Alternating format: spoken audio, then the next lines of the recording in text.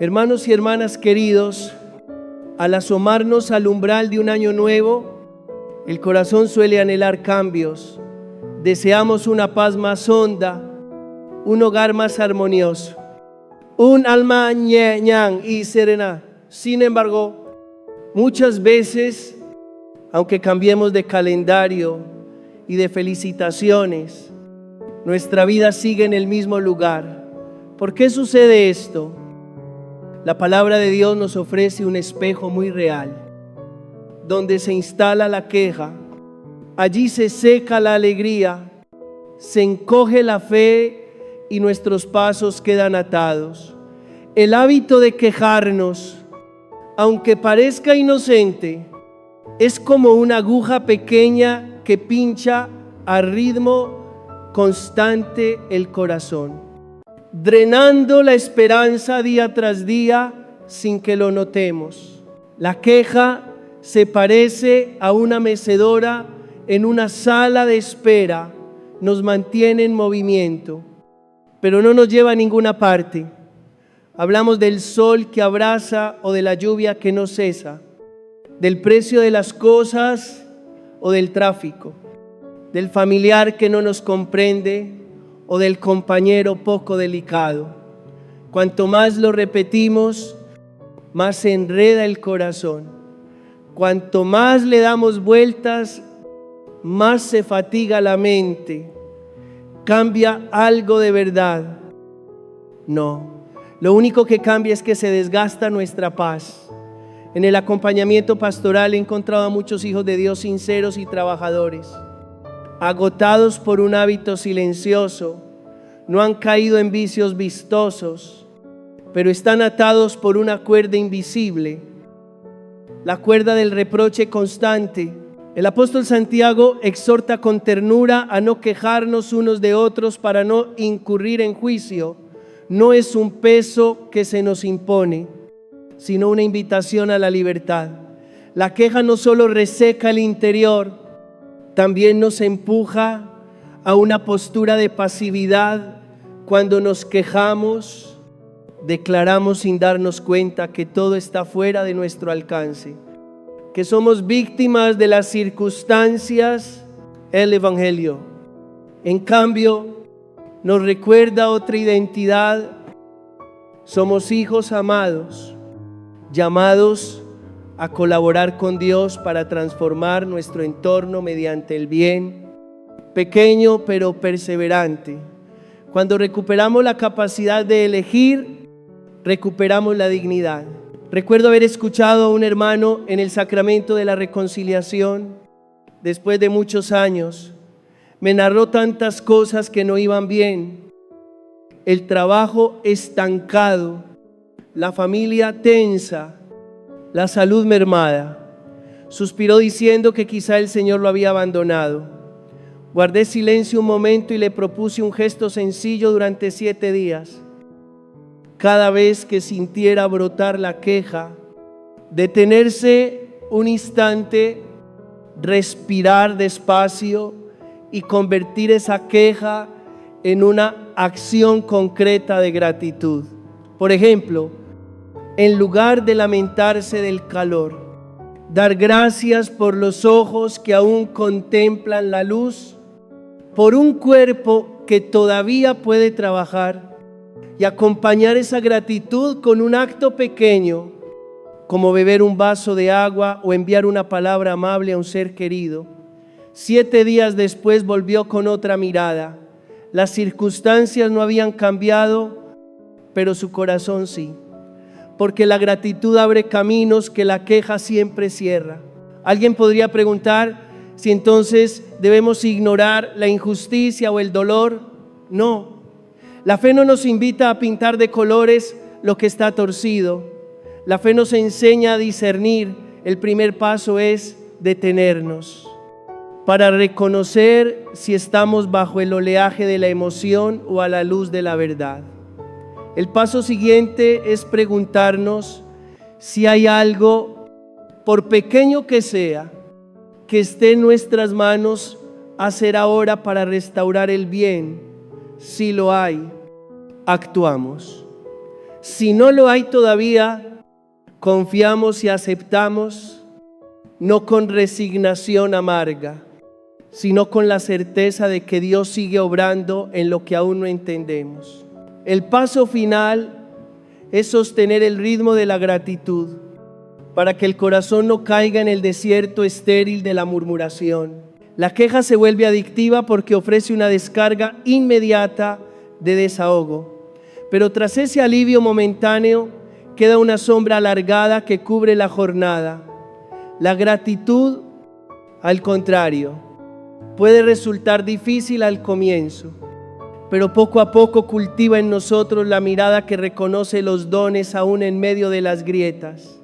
Al elegir agradecer, no negamos el dolor, simplemente nos negamos a permitir que el dolor se convierta en la definición de nuestra vida.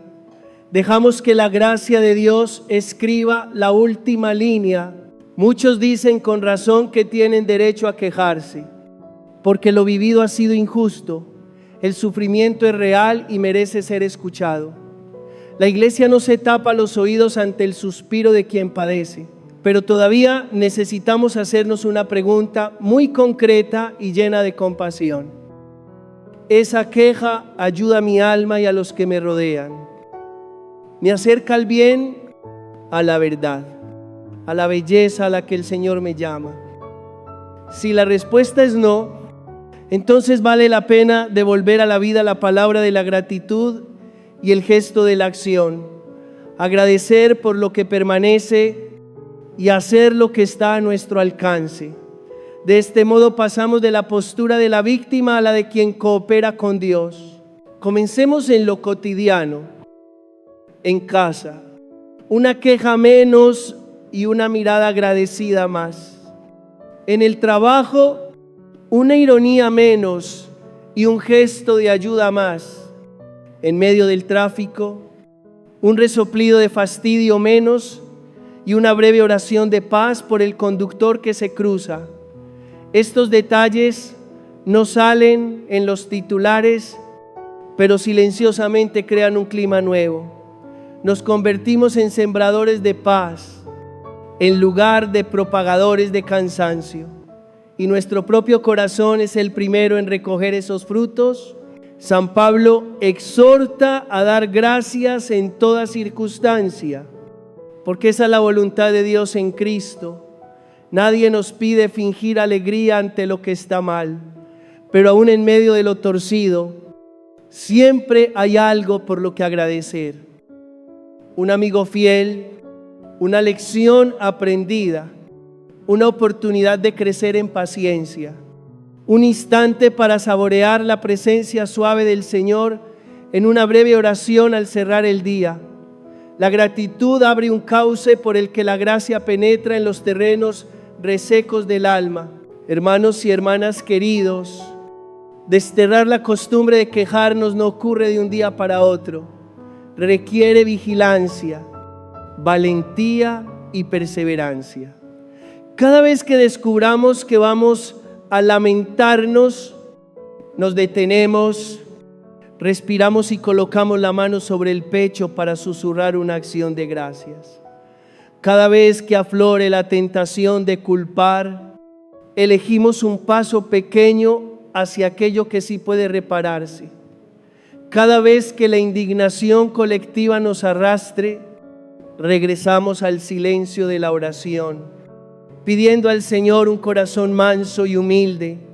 Poco a poco veremos algo admirable. No es el entorno lo que cambia primero, somos nosotros quienes somos renovados. Y cuando el corazón se renueva, comenzamos a reconocer el camino de Dios justo en medio de esos callejones que parecían no tener salida. Pidamos recibir desde ahora la voz interior de la gratitud y de la entrega confiada, para abandonar la mecedora de la queja, ponernos en pie y caminar en paz. Entonces, el año que se abre ante nosotros dejará de ser una copia cansada de los años pasados y se convertirá en una página nueva de gracia, donde colaboramos con el Señor para hacer florecer el bien en lo ordinario de cada día. Hermanos y hermanas queridos, junto con aprender a dejar la queja, necesitamos el valor de apartarnos de otra trampa muy sutil. La comparación sopla como un viento leve, pero es lo bastante afilada para desgarrar la alegría. La era de las redes sociales hace que colocar nuestra vida al lado de la de otros sea constante. En pocos minutos vemos triunfos, sonrisas radiantes y momentos deslumbrantes. Pocos muestran las lágrimas y las cicatrices. Por eso, cuando enfrentamos la totalidad de nuestra historia, con sus luces y sombras, a los fragmentos más bellos de la vida ajena, lo más probable es que nos sintamos desajustados y sin valor. La comparación es un ladrón de la alegría. La palabra de Dios nos susurra otra mirada en la carta a los Corintios. San Pablo habla del cuerpo con muchos miembros, cada uno con su lugar y su dignidad. El ojo no puede envidiar al oído, la mano no puede menospreciar al pie. A cada uno el Señor le confía una misión particular, un camino que solo nosotros podemos recorrer. Cuando invadimos el carril de otro, perdemos el paso propio y desdibujamos la belleza única que Dios sembró en nosotros desde el principio. He acompañado a muchos jóvenes de buen corazón y con talento que se atormentan al compararse con un coetáneo que asciende más rápido, es más conocido o gana más. Al sentarnos, suelo invitarlos a nombrar las cosas pequeñas, pero verdaderas que Dios está obrando en ellos. Unos perseveran en los estudios en medio de estrechez económica, otros cuidan a padres ancianos y enfermos, otros sirven silenciosamente a la infancia en la parroquia, otros se levantan de una herida interior para volver a sonreír. Cuando se abre la luz de la gratitud, comienzan a descubrir que su propio camino es valioso. Dejan de vivir como una copia de alguien y de pronto enderezan la espalda, respiran hondo y siguen adelante en paz. La comparación nos aleja del presente. Dejamos de estar realmente en lo que hacemos porque la mente se ocupa de medir si estamos por debajo o por encima. Dejamos de agradecer la presencia de la gracia en nuestra vida porque el corazón está ocupado contando miradas ajenas. Entonces, las pequeñas alegrías se vuelven pálidas. Un plato sencillo en familia pierde sabor cuando pensamos en un restaurante lujoso. Un elogio humilde de los nuestros se vacía cuando ansiamos la ovación de una multitud sin rostro. El camino de la sanación comienza con una decisión pequeña pero firme: volver a nuestra pista. San Pablo nos anima a correr en nuestra propia carrera con la meta que el Señor ha puesto delante. No necesitamos vencer a otros, necesitamos crecer con fidelidad cada día. El primer paso puede ser muy simple: limitar el contacto con fuentes que agitan el interior, sobre todo aquellos canales que nos empujan a comparar y envidiar, no por rechazo a las personas, sino por custodiar la paz. Cuando el alma se aquieta, la voz del Señor se escucha mejor y reconocemos lo que tenemos que hacer aquí y ahora. El paso siguiente es adoptar una nueva medida. ¿Soy hoy mejor que ayer? Esta pregunta funciona como una brújula para no extraviarnos entre tantos caminos. Si ayer me enojé y hoy contuve una palabra áspera, eso es progreso.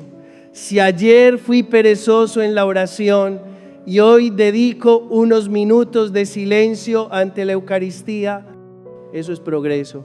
Si ayer envidié el éxito ajeno y hoy puedo felicitar con sinceridad, Eso es progreso. Dios no nos exige perfección inmediata, nos invita a crecer con fidelidad. Poco a poco, en la familia, la comparación siembra amargura con facilidad.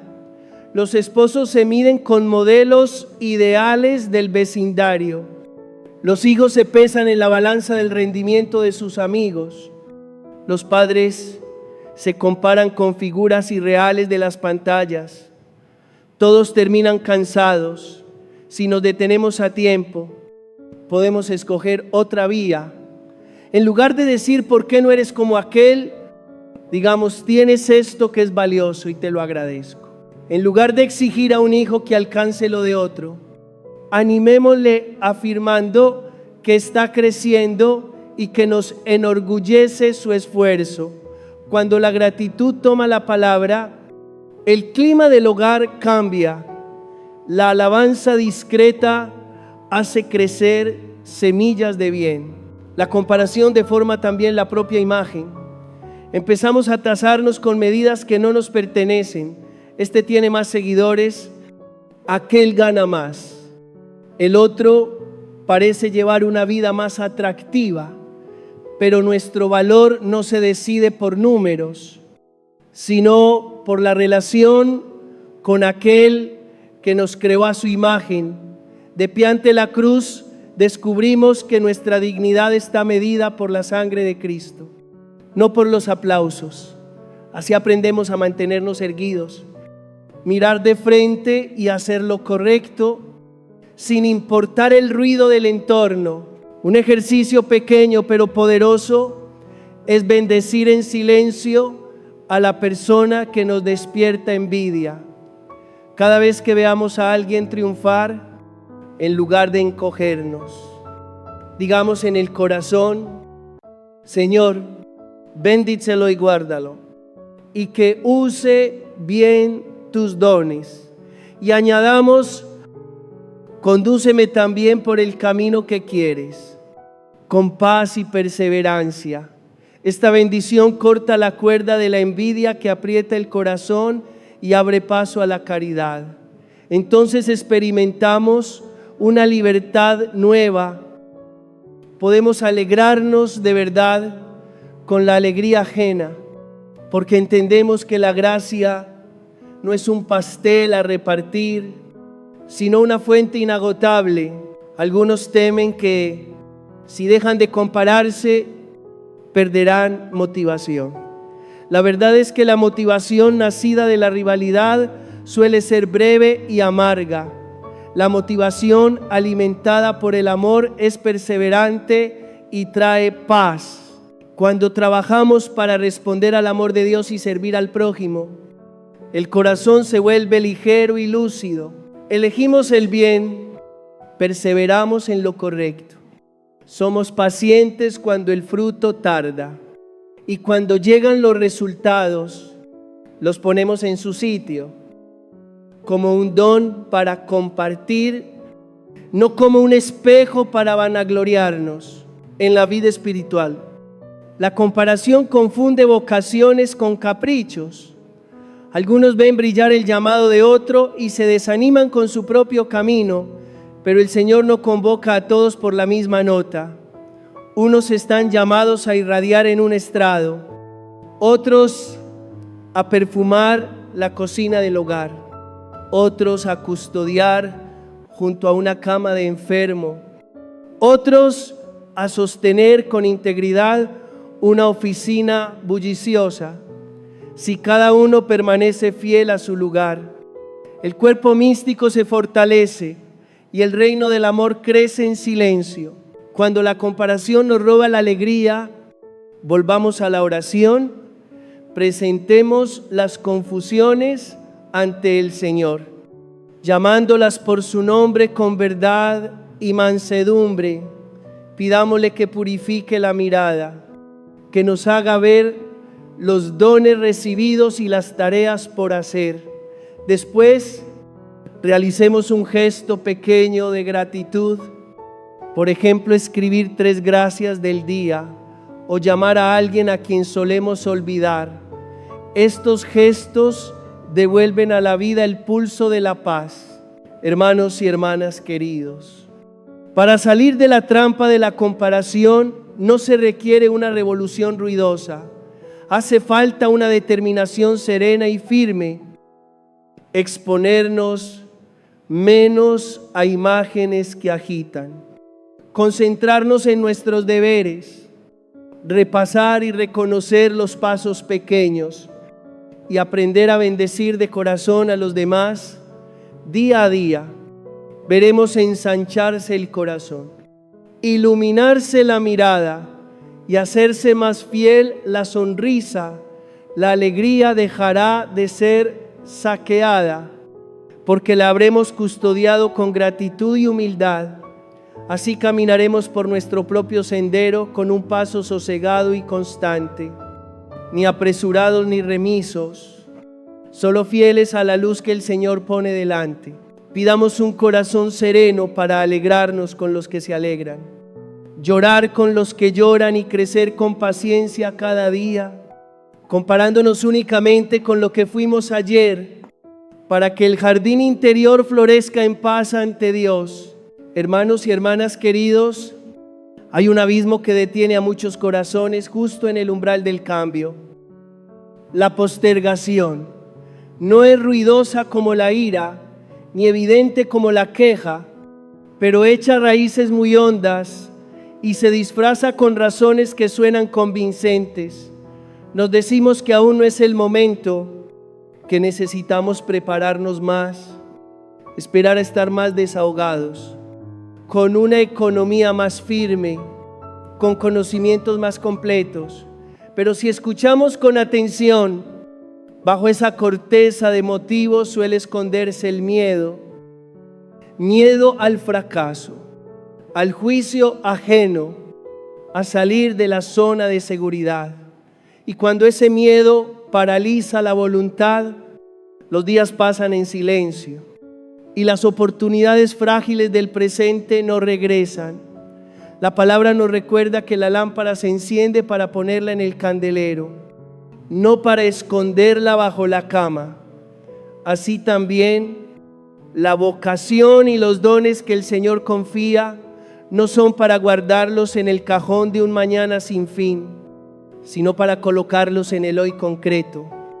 Aunque sean pequeños e imperfectos, en el camino pastoral he encontrado no pocas personas que llevan dentro un sueño hermoso, germinado desde hace mucho. Algunos desean abrir un pequeño espacio que cultive humanidad, otros quieren regresar a los estudios, otros sueñan servir a los pobres con un proyecto silencioso. Otros anhelan reconciliar un vínculo resquebrajado. Han investigado, han pedido consejos, han escrito planes. Incluso han orado muchas veces. Pero los años pasan y la semilla del sueño sigue en el territorio de la imaginación. Al preguntar por qué, las respuestas giran en torno a cosas muy reales. Economía ajustada, hijos en edad escolar, salud inestable, trabajo abrumador. Nada de eso es falso. Sin embargo, bajo todo ello, hay una pregunta que requiere valentía para mirarla de frente. ¿Estoy dejando que el miedo hable en lugar de la fe? El Evangelio nos ofrece una regla sencilla y poderosa. La claridad llega cuando nos ponemos en marcha. Nadie nos pide recorrer de una vez todo el camino. El resucitado, caminando con los discípulos hacia Emaús, nos enseña el ritmo. Pónganse en camino y en el camino Él abrirá la inteligencia. Por eso, la llave para vencer la postergación no es esperar a sentirnos lo bastante valientes para lo grande, sino aceptar comenzar por lo más pequeño que podamos hacer hoy. Una llamada para pedir perdón, una página donde bosquejar una idea, un encuentro para interesarnos por alguien, un pequeño ahorro que vamos apartando, una hora para aprender una destreza. A la semilla le basta tocar la tierra para empezar a brotar. Algunos comparten que temen no hacerlo lo bastante bien y quedar expuestos a la burla. Pero Dios no nos invita a lucir perfección, nos llama a la fidelidad. Cuando los discípulos ofrecieron 5 panes y 2 peces escasos ante una multitud, entregaron algo pequeño frente a algo enorme. Jesús bendijo, partió y obró lo grande. Ese es el estilo de la gracia. Acoge nuestra poquedad y la multiplica a su modo. Por eso, un comienzo imperfecto no es un fracaso, sino la confesión humilde de que esto es lo que tengo. Señor, haz tú la parte que falta. La postergación suele prometer un mañana más amable, pero en realidad erosiona en silencio el valor. Cada vez que retrocedemos, una capa fina de polvo se pega al sueño. Con el tiempo, esa capa se vuelve un velo que confunde lo que de veras anhelamos con lo que nos hemos acostumbrado a vivir. Llega un punto en que nos oímos decir que ya es tarde, que se nos pasó el momento, que se acabó nuestra hora. Pero la misericordia de Dios no mide el tiempo como lo medimos nosotros. Él nos ama en el instante presente y da la gracia suficiente para el paso de hoy. Puede que no retengamos el pasado, ni sepamos el futuro, pero sí podemos elegir la fidelidad en el día que vivimos. Así entra la salvación en la historia de cada uno, día a día, elección tras elección.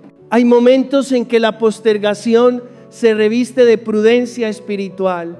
Decimos que seguimos orando, que aguardamos un signo más claro, que discernimos con mayor detalle. El discernimiento es necesario, pero el discernimiento auténtico desemboca en una conclusión concreta y en una acción oportuna, no en un bucle interminable de vacilación como en la higuera de la parábola. El viñador pide una prórroga determinada para cavar y abonar, no un aplazamiento sin término. Una fe madura sabe fijar un hito cercano y preciso. Esta semana, ¿a quién veré? ¿Qué estudiaré? ¿Dónde comenzaré? ¿Qué dejaré para avanzar un paso hacia mi vocación? Ante el miedo al fracaso, podemos decirnos con verdad, acepto la posibilidad de fracasar, pero no acepto la de no intentarlo. A los ojos de Dios, el fracaso no cierra la historia. La falta de fidelidad sí entorna la puerta. El Padre misericordioso corrió a abrazar al hijo que volvía, aunque hubiera malgastado la herencia, porque su corazón mira el paso del regreso y no lleva contabilidad minuciosa de los errores. Vista así la vida, tememos menos, porque sabemos que, aunque el primer paso sea torpe, el Señor corrige, enseña y sostiene. El ritmo para romper la inercia es elegir una sola cosa que estamos posponiendo y hacer hoy lo más pequeño para abrir camino. No 10 cosas, solo una. No un gran salto, solo un paso corto. Puede ser un mensaje de reconciliación, puede ser dedicar 30 minutos a investigar, puede ser escribir un resumen del plan, puede ser concertar una cita con alguien con experiencia. Un gesto mínimo detiene el torbellino de excusas, despierta el sentido de que sí podemos y crea impulso para el paso siguiente desde ahí. Como el agua que atraviesa un borde de arena, el curso encuentra su cauce. No se extrañen si a los pocos días vuelven a caer en la postergación. El hábito antiguo tiene una inercia fuerte, pero cada vez que lo notamos y nos levantamos, ganamos un poco más. La transformación no irrumpe como un rayo, amanece como la luz del alba. En la perseverancia pequeña, la vida crece silenciosamente dentro de nosotros. San Pablo nos exhorta a permanecer firmes, inconmovibles, abundando siempre en la obra del Señor, sabiendo que nuestro esfuerzo no es en vano. Es un consuelo para quienes avanzan con unos pies que a veces tiemblan. Hermanos y hermanas queridos, el tiempo es don y responsabilidad. Ninguno de nosotros sabe cuántos años o meses quedan por eso. Lo más valioso no es un plan perfecto para un futuro lejano, sino la fidelidad a la respuesta de hoy. Cuando disminuimos la queja, dejamos la comparación y empezamos a actuar, aunque sea con pasos pequeños. La paz regresa como un manantial, no porque todo se vuelva color de rosa, sino porque estamos colaborando en el ritmo de la gracia, día tras día, semana tras semana, mes tras mes. Los pasos pequeños se acumulan y forjan un estilo nuevo de vida.